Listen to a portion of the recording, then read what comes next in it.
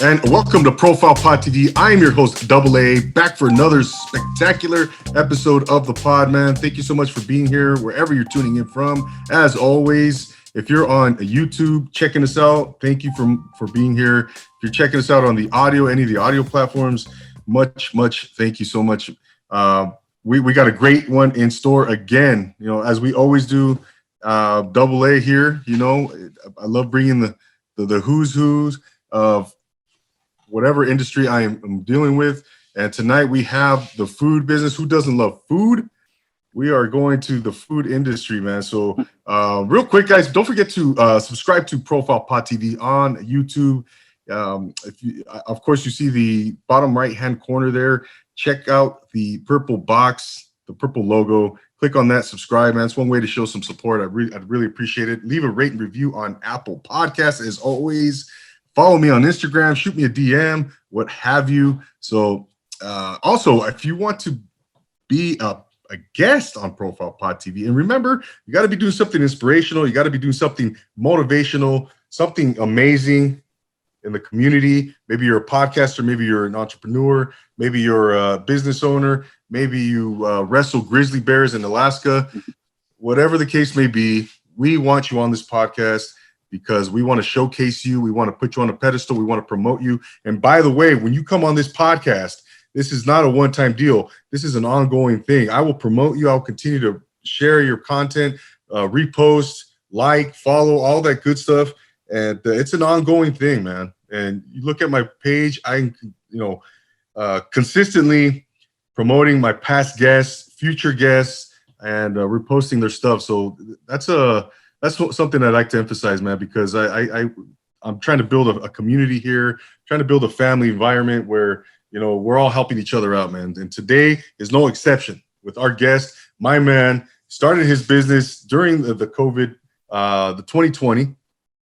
the year 2020, and he's been going full throttle. He is here to talk about his story, share his food, share his vision, share his story with how he started, man. Ladies and gentlemen, without further ado, please welcome my man, Nick from the Savage Kitchen. What's up, bro? Welcome. What's up, man? How you doing? Thank you for having me, bro. I really appreciate it, man. Oh, brother. No. Thank you so much for being here, man. I appreciate your time. The Savage Kitchen is in the building, bro. I know you're from El Sereno, bro. How was your day in El Sereno? How was my day living in El Sereno? Like, yeah. I mean, today, anything extraordinary today, Nick? Honestly, bro, I'm just, trying to live life. Moved out of El Sereno about 3 years ago, but that's my home. That's where I grew up at, bro. Born and raised El Sereno. Went everywhere around there. Saw people hustling back in the day. And that's in just that little spot, that little community right there, bro. They're on the hustle right now, man. They're doing big things in that community, bro. You guys definitely need to check them out. They got the Wednesday night market in El Sereno. Amazing vendors, amazing food there. Definitely give them a look. If you're in the area or surrounding areas, man. No doubt, man. No, we met at the Stomping Ground food pop-up a couple weeks ago, and I met so many great people from that community. And you guys are doing some amazing things. There's some hustlers there, man. There's some people working hard, going after their dreams, trying to, build it and do what they got to do. And no doubt, man, no doubt. It was a pleasure being there. And the Savage Kitchen, brother. Tell us before we get into this to the meat potatoes of everything, Nick. Tell us a little bit about what you do, man. Tell us a little bit about the Savage Kitchen. Yeah, all right. So I've been a chef. I rose through the ranks in the restaurants. I worked in the restaurant industry for a total of 12 years, right? And I started as a dishwasher, busted my ass, did the whole shebang, bro. Dishwasher prep. Like, I never had that college training. This was just something I felt, and it inspired me to do it, man. I started at Benihana. I was a dishwasher at Benihana, way back when, bro. And from that moment where I seen I was a dishwasher. I seen the chefs, chopping food, just the way they use their knives and all that stuff, as from chopping vegetables to breaking down fish to breaking down steaks. like that drew me in, and that alone, like, just like, hey, dude, I want to be able to do this next. This is my next thing I got to do next. And so that's where I came from. And I started back in roughly 2010. Okay. Rose to the ranks. Like I said, dishwasher, prep cook. And then from prep cook, I prepped all the veggies, prepped all the meat. And then I busted my ass to work in downtown LA. I one of the most prestigious restaurants in downtown LA, which was Bottega Louie. So Bottega Louie, like, Okay. they're like a 5-star restaurant, man. Great, great Italian food. They opened back in 2007, and I had the opportunity to go work on the line with some amazing chefs that were there at the moment, and that really set the tone for where I'm at today. That I had to grow a backbone, and I was on. I learned from cats who've been there for years, who've been in the industry for years, and even though I would mess up on certain dishes, yeah, I get shit talked to. I was like, if you've seen that movie Chef, have you ever seen Yeah. it? All right, so it was kind of like that, man. Like, that's Oh, how it okay. felt. Yeah, so it was kind of like, he was an exec, but like if someone messed up, he'd get on their case, and I was kind Yeah. of like, what's his name? The Gazamo guy, Louis Gazamo, or I forgot his name. Something like that. Yeah. Yeah, so I I was don't kind of remember like his. him. Okay. I was kind of like him in the kitchen, man. Like, I was always a clown, and then Okay. we messed around, but at the end of the day, like, that kitchen, that line that I work with, that was family besides the family I had, bro, because I would see them more than I see my own family. Oh, yeah. Unfortunately, that's the industry life. You work, you live, breathe, and bleed the restaurant business when you're in it, and you don't get to Yeah, spend man. as much time with your own family, which kind of sucks because at the end they're like the back burner, which they should never be that, but that's just what happens. You got to work sometimes 8 hours, from 8 to 16 hours a day, dude. You're Yeah. closing, opening at 6 a.m. and then you work all the way to closing shift could be 12 No at doubt. night. You get back up and you do the same thing over and over and over. But Yeah. that's where I can honestly say that I learned the majority of my skills, bro. My knife, my filleting, fish, breaking down cow, all that stuff, dude. Like, making homemade sauces, making homemade pastas. Like, they taught me a lot. I do knock them for management, but other than that, every job has problems with management, unfortunately. Yeah. I know. Yeah. No But doubt. No doubt. yeah, yeah. So that's where I came from, bro. And after I left there, it was like, I don't know, man. I left there and I loved it, but I had to leave. I had to move on because I was trying to look for something better at the moment. And I just happened to see that movie Chef, bro. And that dude, like, a lot of people don't say it, and I don't know, but that inspired me. It was like, this Yeah. dude left the restaurant and just went full force into his food truck without a doubt. I mean, he had hesitations and stuff, but he did it. And I know it doesn't life's not like a movie, of course, but but that's where I'm at right now, man. And that's between that and just going from job to job.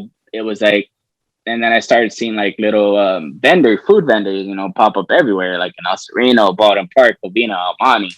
I was like, okay, they're doing their thing, good. And it kind of like clicked in my head. It was like, well, if they can do it, and I don't know what their lives like, they could be ordinary cats, they could be, a full time, city employee, they could be Whatever. plumbers, whatever it is, bro. But it's like, if they can do this and make money and be happy at the same time, what's stopping me?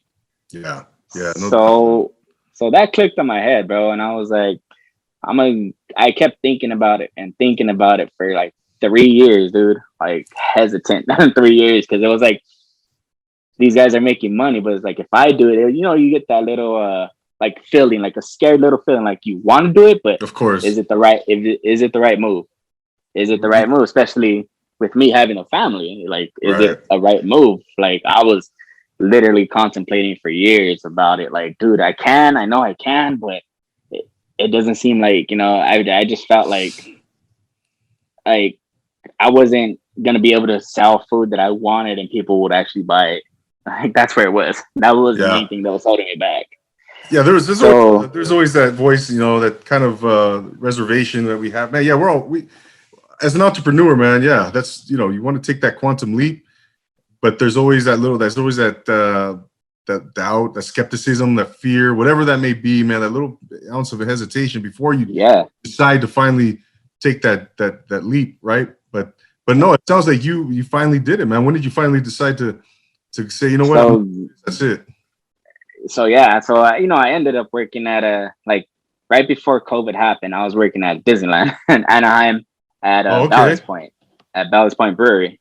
Oh, all right. So I was there. I was the lead cook / sous chef, kind of there. Running the day to day, kind of when the exec would leave or the sous chef would leave. I would be like, all right, I'm a man to look to. So I was like, all right, I was there for about a year, and then when COVID happened, I got laid out. I want to say we got out of work maybe around like late March, early April.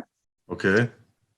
And then I was actually talking to a couple of my buddies, even Evil Cooks, like they're in El Sereno too. They're a staple in El Sereno. Yep. So I was talking to them for a cool minute, just trying to like think like, how do you guys do it? Like, how does it make sense?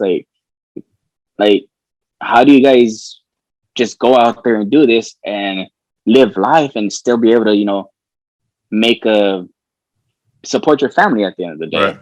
Like that was my thing. It was like, I can go and do this, but I still need something to support my kids and support my wife too, So they're just like, bro, like you just got to do it. You just got to. You could ask all the questions you want in the world, and you could jot down all this, and you could plan for all this. But at the end of the day, if you're not doing it and you're not out there, and you're scared, then you're never gonna know, and all you're gonna think is, it's just gonna be like a figment of your imagination. Like, you're just, I could have did this. I could have did this. I should have did this at the time. And then I was like, just one day, like I said, I was talking to my buddy and I was thinking about a name, like, fuck, what can we sell? It was during summertime. So like probably end of May, like end of May, early June of 2020. I was ready to stay at home dad. Like I was watching my kids all day. My wife was going to work. We were all there, bro. Yeah, so she was still going to work though. So, and I was just like, I'd never been the type to be staying at home, especially for like 3 months. Figure I didn't know it was gonna be like a whole year and a half later, but I stood at home, did schooling with my daughter like everyone did, dude. Schooling with the kids, wake up, make sure they're ready, and all that stuff. Cooking dinners, like I was actually a real stay-at-home dad, and I never could place myself as that. So I just got to talking with one of my good friends who I worked with in the past, and he was in the same thing. He worked at one of the restaurants in downtown Disney too, and we got to talking. It was always like, yeah, we should do it. And then it came to the point where it's like, you know what? Screw this. Like, I'm done saying we should. We're gonna do it, bro. Like, so sure enough, I hit him up. Hey, I'm gonna start selling the Cajun boils, bro. You start selling the short ribs. Make them like bulgogi short ribs, like Asian style short ribs. And I'll buy all the seafood, and I'll make Cajun boil trays. And we'll sell these, and boom, boom, boom. And the first run, bro, like, I mean, I learned from that first run, but that first run was like, all right, I'm gonna sell these. And so we kind of lost a little money just because I was like kind of new to it and stuff. But I was like, all right, cool. Now I know for next time. Yeah, so we did it, bro. We were out there, and at the end of that day, like, it felt good. It felt like, fuck, like I actually did something. Like I was cooking again. Like I haven't had this Philly in a couple months, and I was doing it.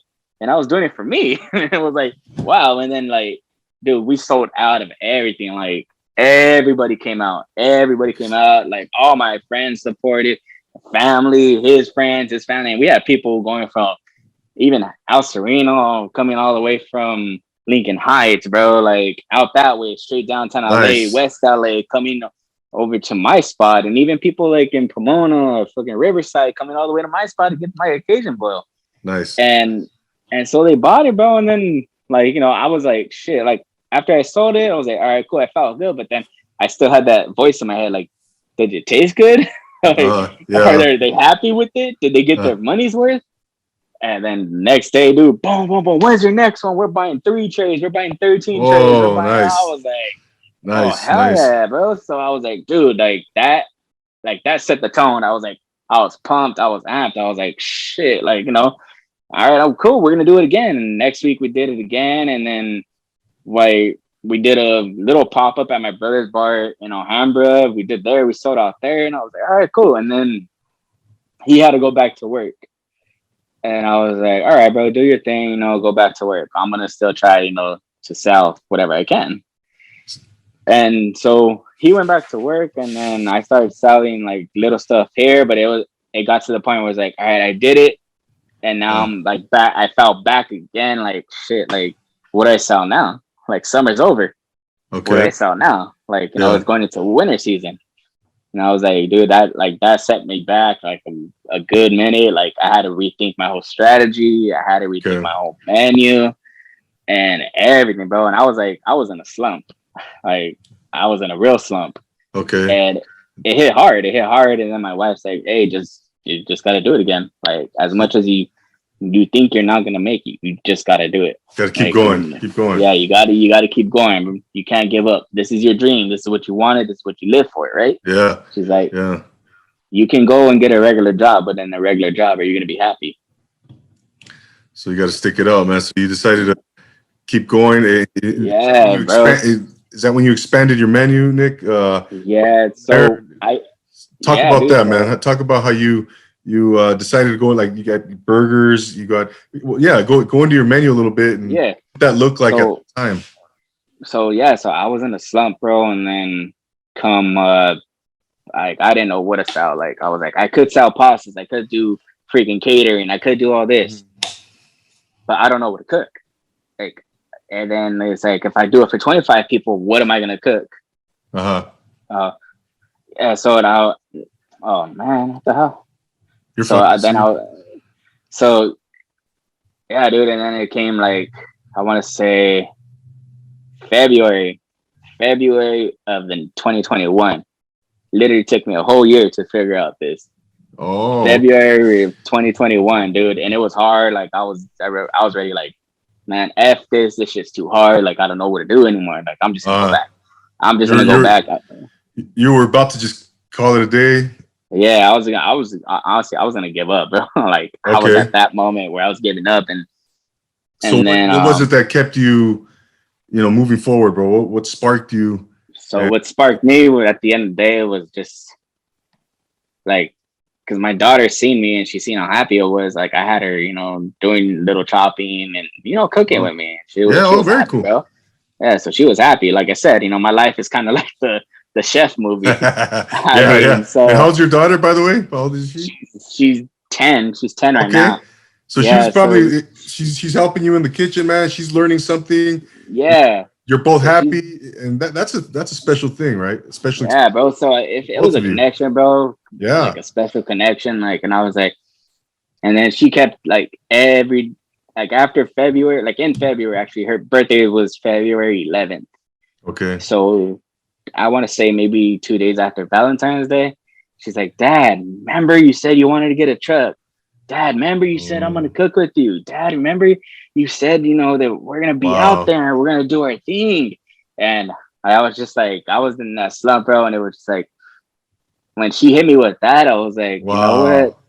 She hit me and it hit hard, bro. It hit hard. Like, that's one to the heart. Like, boom. And I was like, I didn't want to see her like, daddy's a failure and stuff like that. Like, daddy couldn't manage it or daddy couldn't do it. And it was like, nah, like, nah, we're gonna do this. So like, after that moment, bro, I was like, all right, I'm gonna do this.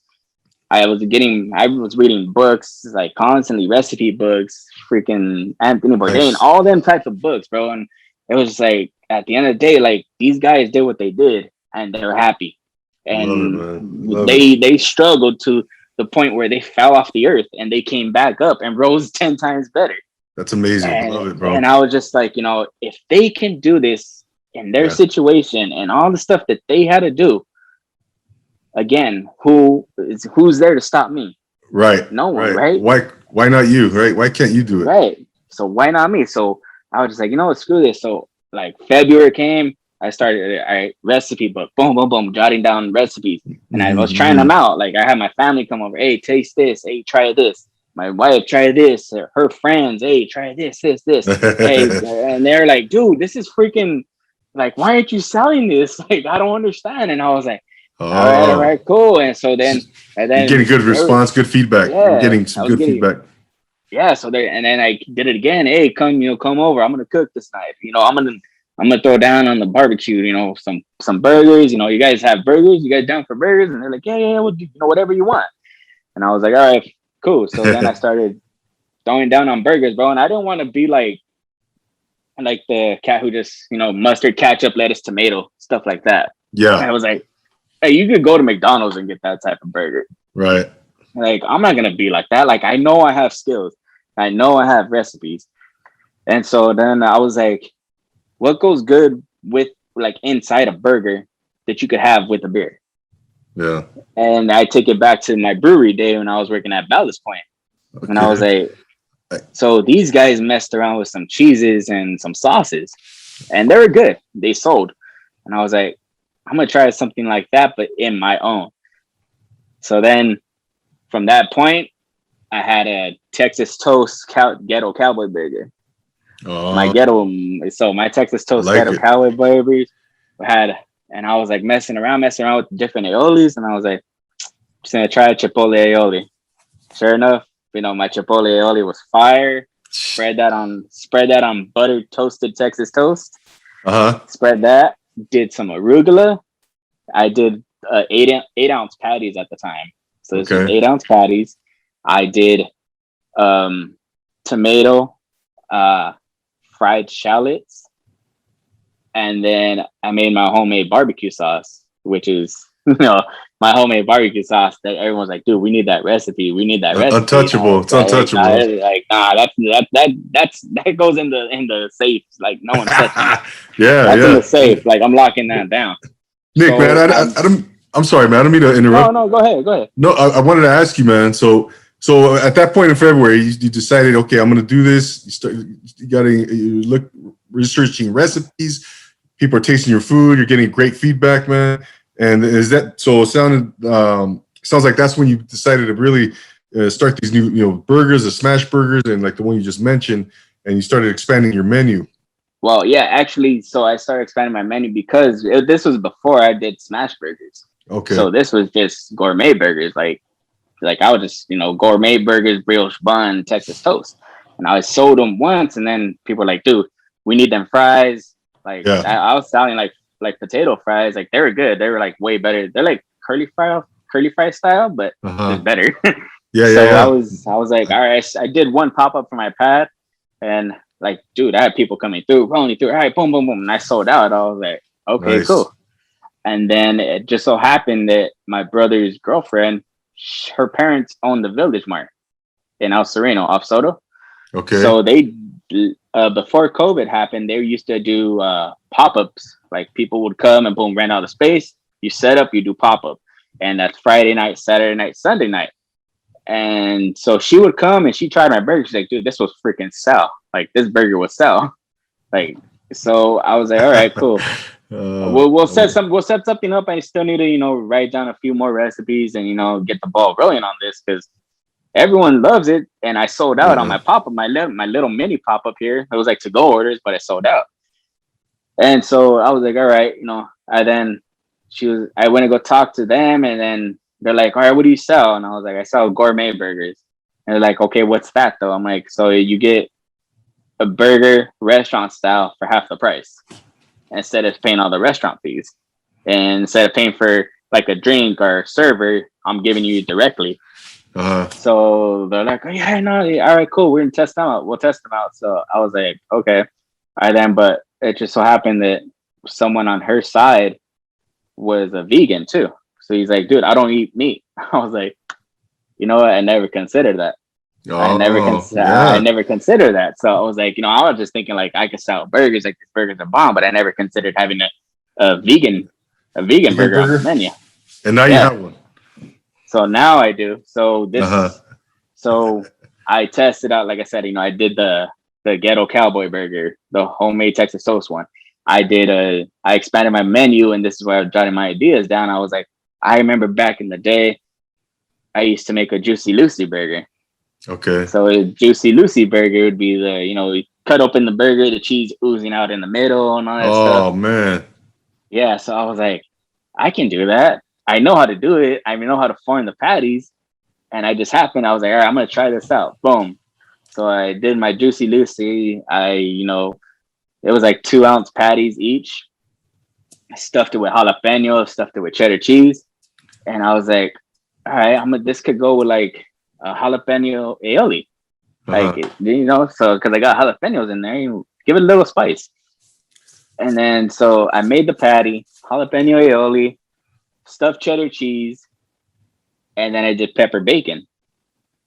Nice, So when you man. bite into it, bro, you get Woo. everything at once, and you still have Gosh. that cheese just oozing out of your patty. It looks phenomenal. I Like which which which one is this, Nick? Which burger? it's the Juicy Lucy. The So the Juicy Juicy Lucy, Lucy. yes. I can't, because I know I tried when I was at your pop up that day. I tried your smash burger. I want to say The I think you tried the spicy cowboy.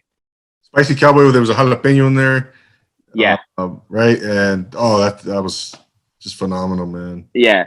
So Delicious, this is delicious, bro. yeah. Thank you, bro. I appreciate that. I really do. So I Yeah. had this Juicy Lucy. I made this, and then since the vegan, I was like, what can I do for a vegan? Hmm. Portobellos are vegan, right? Uh huh. Uh huh. So grilled portobello. Hmm. I did arugula. I did was it just like a regular kimchi aioli. Okay. Just chopped up kimchi, mixed it with mayo, stuff like that. And then I was like, what can I put on the sauce like to coat the to coat the portobello? I'm like, it's just plain. I can't just grill it plain. So then that's when I thought about it. I was like, I could use an Asian. I thought Asian cuisine. I was like, I'm just gonna do Asian. Uh huh. So did my Asian little sauce on it, dude.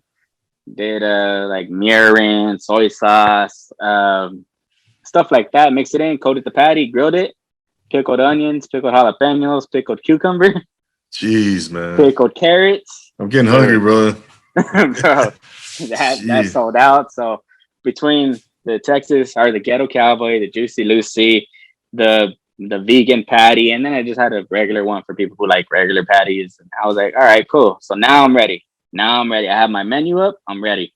So I talked to Okay. Village Mart again, and then I'm like, hey man, I'm ready when you guys are. All right, cool. Boom. April 1st, come Nice. down. And I rented it because they have a was it like a little trailer, a food trailer. Okay. So it's you go in, they have the fryer there, the flat top.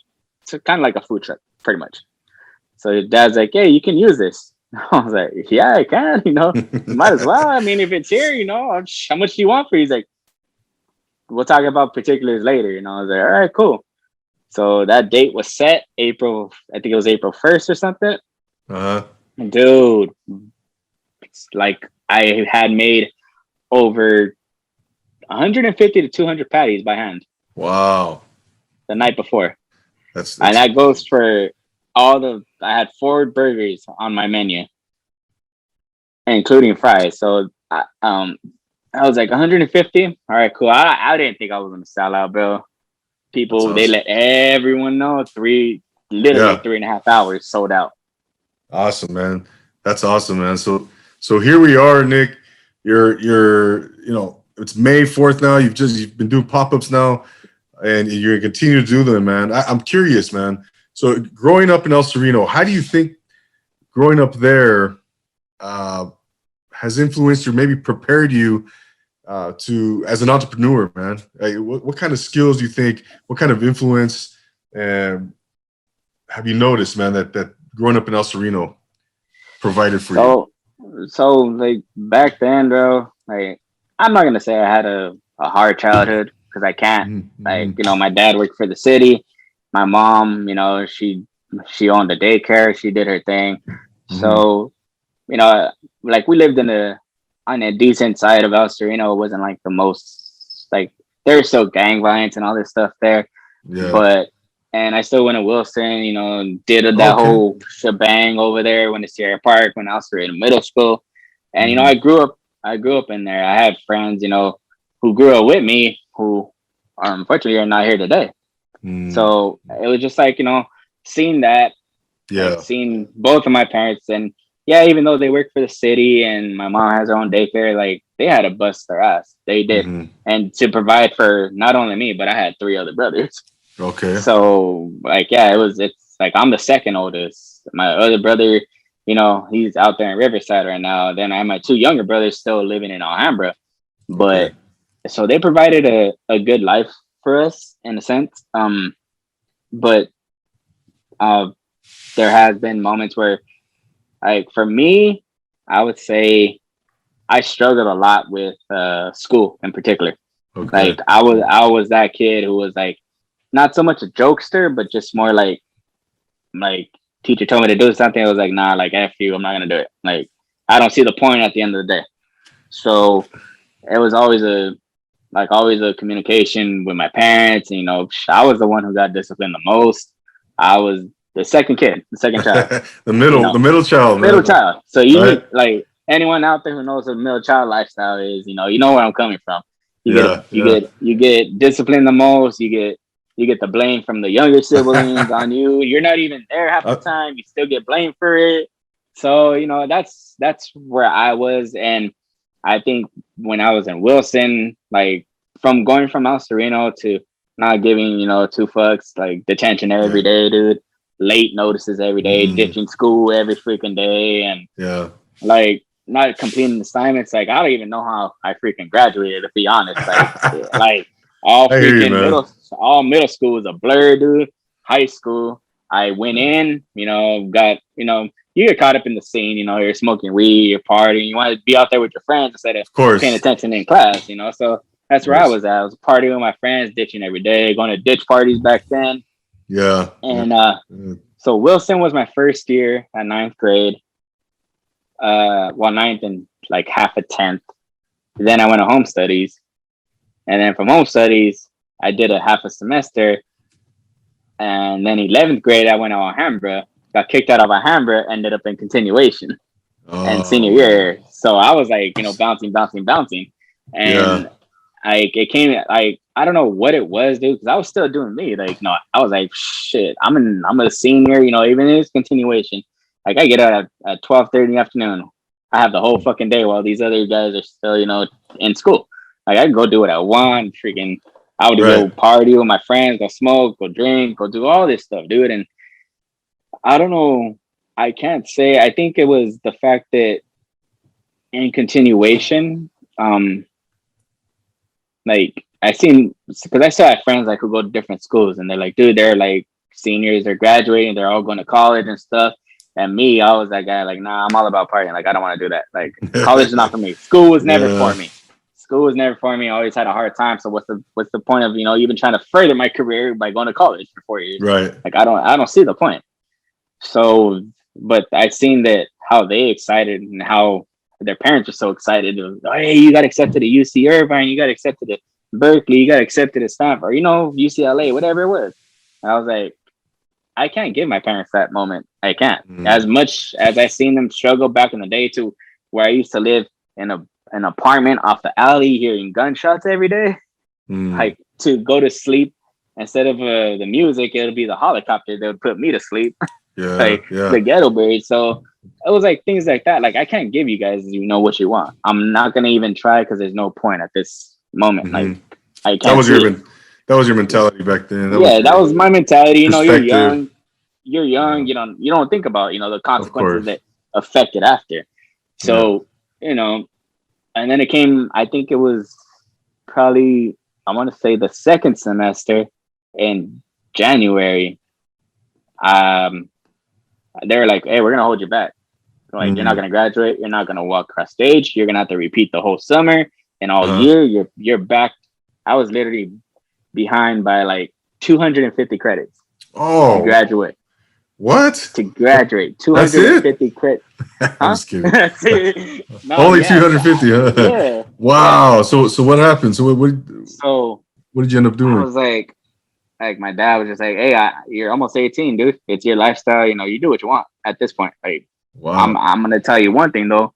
When you're 18 and you're here and you're not working, you can go live on the street for all I care. Like, I already did my job raising you. Yeah. And my pops was like, he wasn't like, he was there, but he was the type that like, if you fucked up, that you're gonna get you're gonna get beaten. Back You're then gonna when they get used to, yeah, consequences.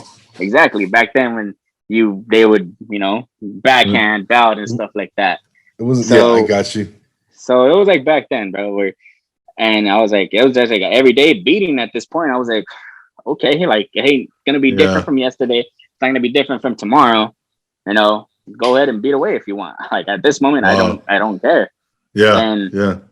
and I was just like, fuck this, like fuck that, like I'm leaving. I don't give a fuck. Like my friends said I could go live with them, this and that, and then I think I just woke up on in January one day and I was like, my cousins, who were partying with me, who are the same age as me.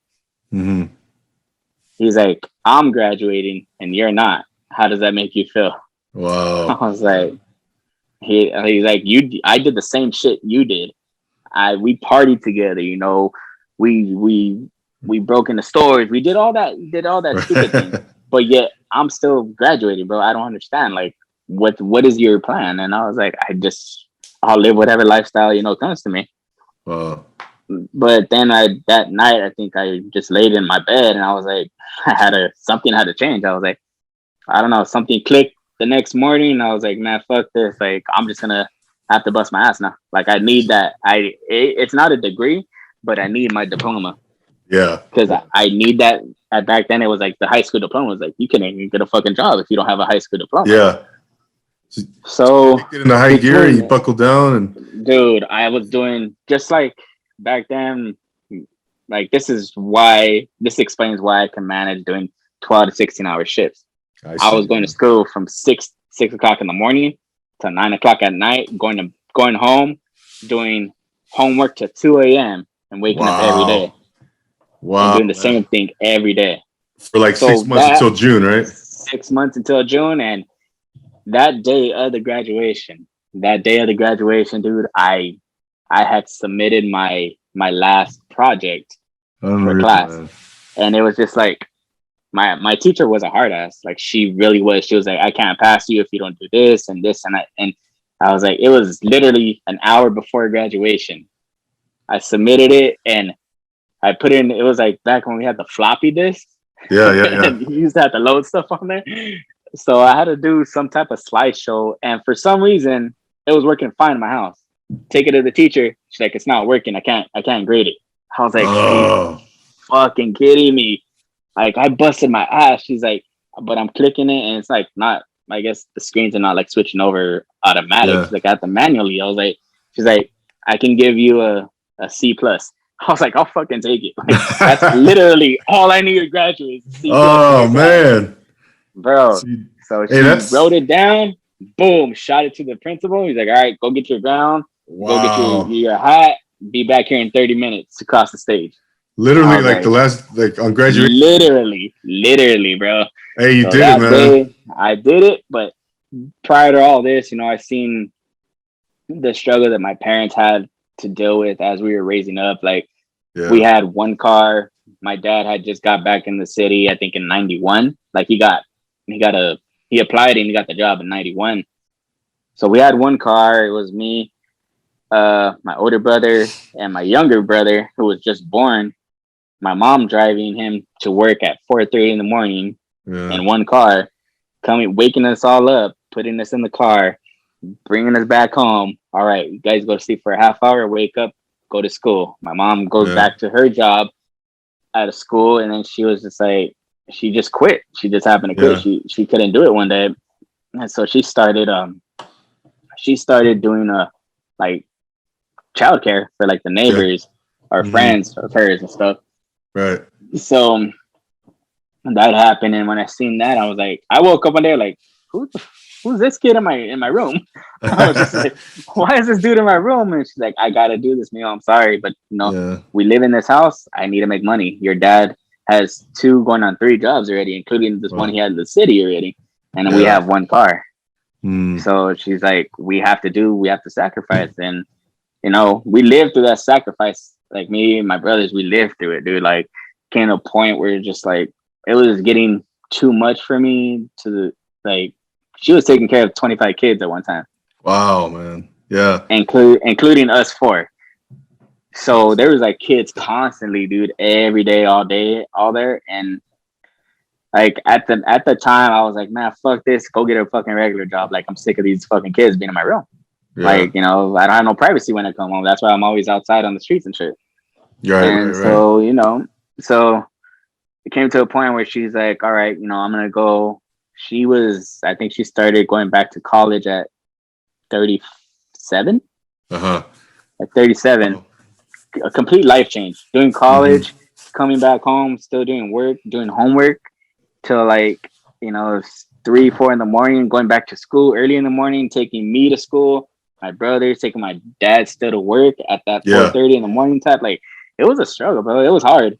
Like No that's doubt. like that's what I could say was hard, and that's where I could say, you know, I could see how they struggled at that moment and how it was just from my setting, from my lifestyle now. Like it was inspiration. Like that's what kind of like, even though I didn't think about it at the time when I started Savage Kitchen, it was Yeah. just kind of like one of those things where it's like it's kind of embedded in you. You've seen what the struggle is, Right. and you've seen how your family did. You've seen other families do it, so it's kind of embedded you. Like you have your auntie struggling, your cousin, your grandma. They were all in the same thing. I mean, you know, they're all struggling at the same time, and they were still hustling. Like they never stopped. They're still hustling. Like till this day, Yeah. they're still hustling, bro. So No. I can't say like I don't have it in me. It was just more of like a fear if I'm gonna make it, if I'm gonna succeed. No So doubt. that's where I could see it came from, bro. Yeah. No. You definitely had an education growing up, man, in many facets.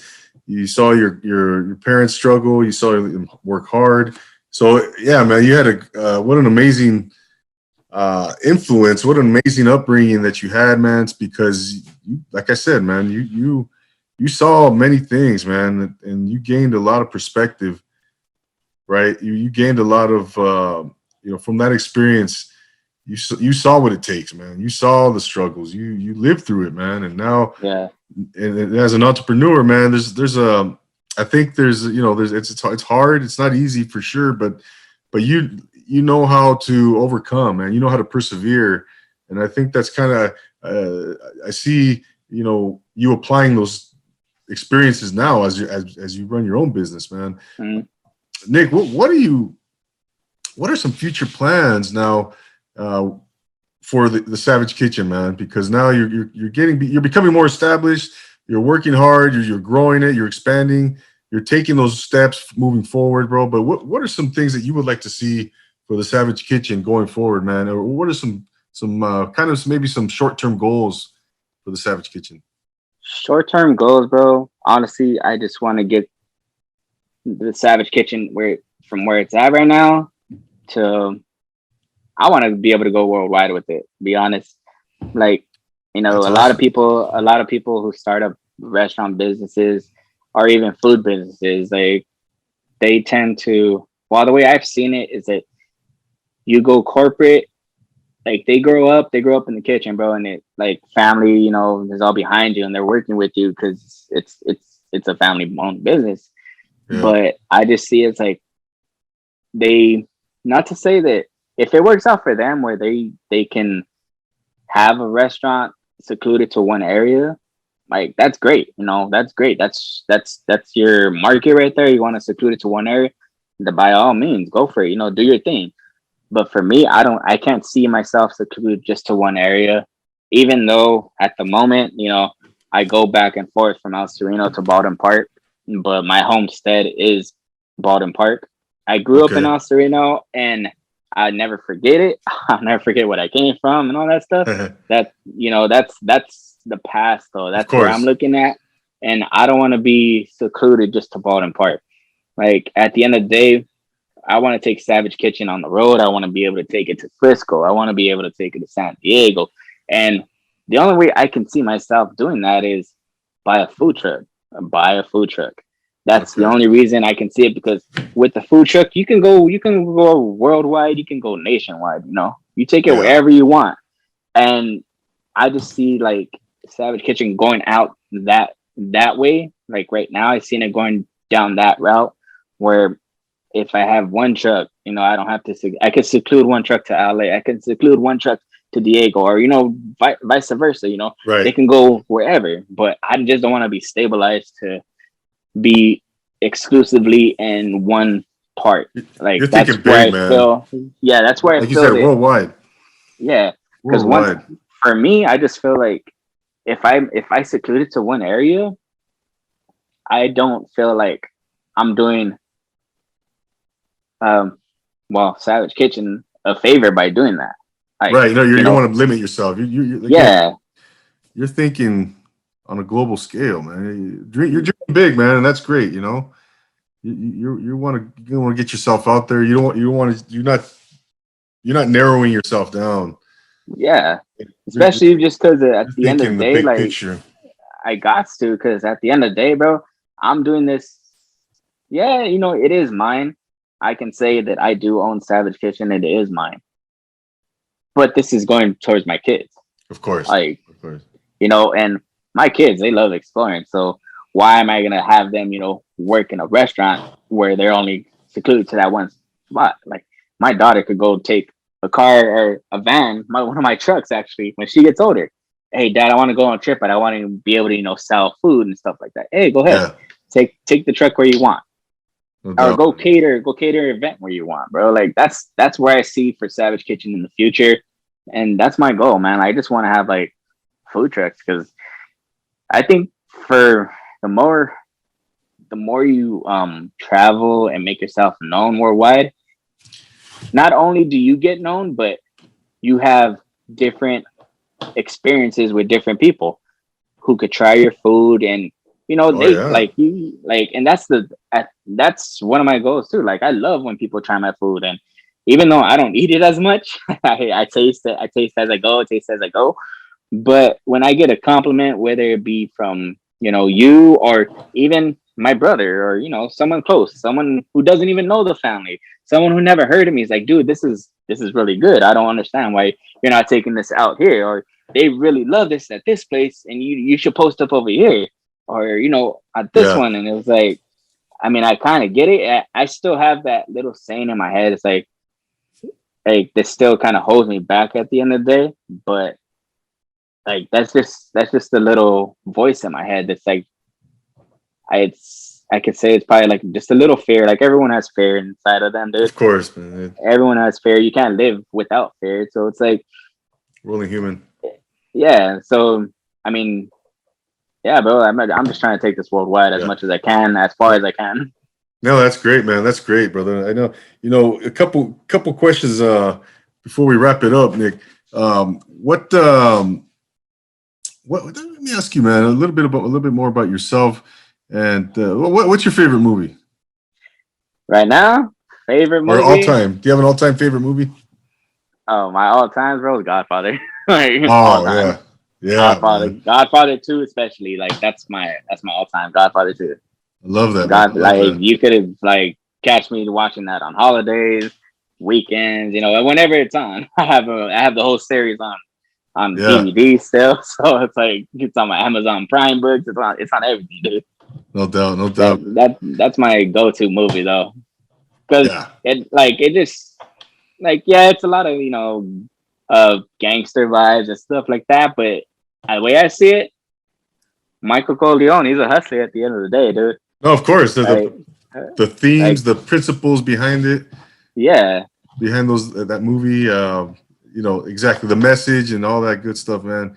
Yeah, Yeah, he was there. Entrepreneurs, man. He's an entrepreneur at the end of the day. Like you exactly, bro. So that's like I could say I could watch that. I watched that movie like every freaking day since about maybe I was like 8 years old. 8 years building an old. So empire. Yeah, now, yeah, yeah, there you go, bro. That's how building an empire. that's the way I I was want it. I just need to build an empire. I was just watching Scarface, man, a little while ago. Oh, there you go. See, there You you know, go. kind of It's similar, another one. similar. Yeah, it's Another another one. hustler. Nah, no doubt, Nick. No, that's a good one, man. No doubt. And what? So if I go in your car right now, man, what do you got bumping in, as far as music, man? What does Nick got in there? Music, uh, genres. I like 90s hip hop, Oh, yeah. I like some soul music. I like oldies. I even have a little like Metallica and stuff like that when I want to get like, hyped Yeah. up and stuff. But like, yeah, it's usually 90s hip hop, bro. Like I grew up like from 90s to 2000, so just all that like era. But as I was starting Savage Kitchen actually, and I don't know if you notice in a lot of my videos that I post or stuff like that on Instagram, but it is Nipsey Hussle. Oh, okay. Yeah. So when I It's awesome. started Savage Kitchen, I was actually listening to a lot of Nipsey Hussle, and not just not just because he was. I mean, he's dope, but if I actually would like drive on my drive home from Anaheim from Disneyland late at night, that was my go-to was Nipsey Hussle, just because not like a lot of his songs they're like getting money this and that or gang violence, but like there's I would say probably like a good 70% of his songs, 70% out of all the songs that he did, they're talking about his grind, his hustle, how he came Yeah. about, all of the struggles, Yo. and between that, bro, and between the whole like wondering if I should do this and all that stuff, like that dude, like I mean, he inspired me a lot. Like his words resonated with me in a good way, Yeah. in a good way, in a great way, and I, like till this day, dude, that is my like that's my dude. Like Yeah. R.I.P. Nipsey Hussle, but like he was like a platform for me to look towards. Like this guy came out the hood, like legit the Yeah. hood. He came from gang violence, grew an Mm-hmm. empire, grew a freaking empire with his brother and all that stuff, and still gave back to his hood. Unfortunately, things happen, but Yeah. this dude was like when I listened to his music, it was just like, dude, like I could relate to a good amount of it, like Exactly. and I grew up kind of like in the same era as him, so it's like this when he passed, I was just like, dude, like Yeah. it Yeah. sucked and it hurt, but at the end of the day, like he did what he did, bro, and I can never say that he wasn't one of the greatest rappers that I ever heard of, besides Tupac, besides Biggie. The West Coast, like Nipsey Hussle's my dude. Like Much anyone could talk respect. shit about him, but that dude helped me through some dark times. Like as much as they say, oh, he only says this and he talks about this. Like, no, you need to really listen to what he's saying in For order for sure. you to understand. So that's what's in my music and my libraries right now. That's automatic, bro. All right. All right. Yeah, definitely, man. Yeah, Nipsey Hussle's he's a great one, man. Great one, man. He's a hustler, and like you said, he built an empire. Um, what before we go, man? Where can the good people follow Savage Kitchen? Where can they find you? Where can they connect with you, Nick? Go ahead and give them the rundown, brother. For sure. So you can follow my Instagram page at the_savage_kitchen. That is where you'll find most of my events going on.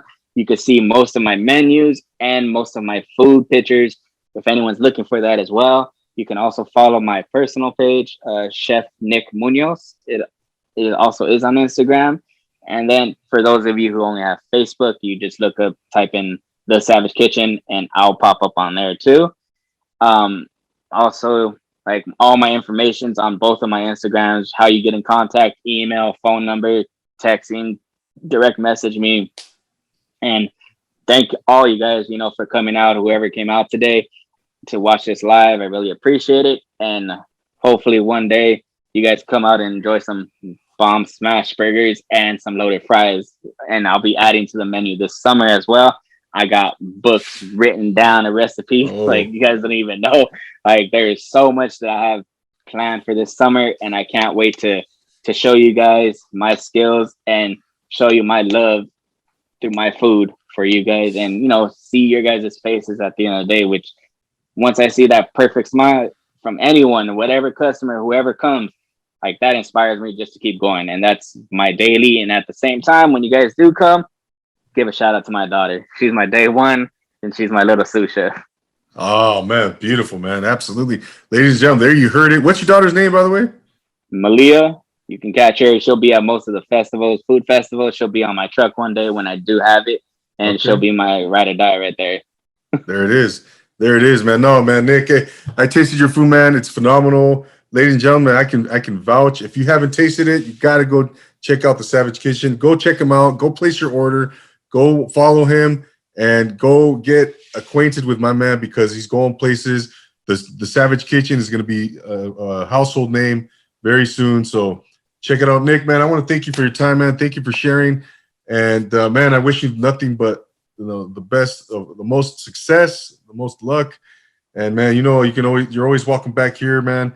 Welcome to the Profile Pod TV family right here with Double A, man. So I'm going to continue to support you any way I can, brother. So once again, thank you so much for coming on. Hey, thank you, bro. I really appreciate it. Before I go, though, whoever wants to come, I am having a pop-up at Stomping Grounds on May 30th as well.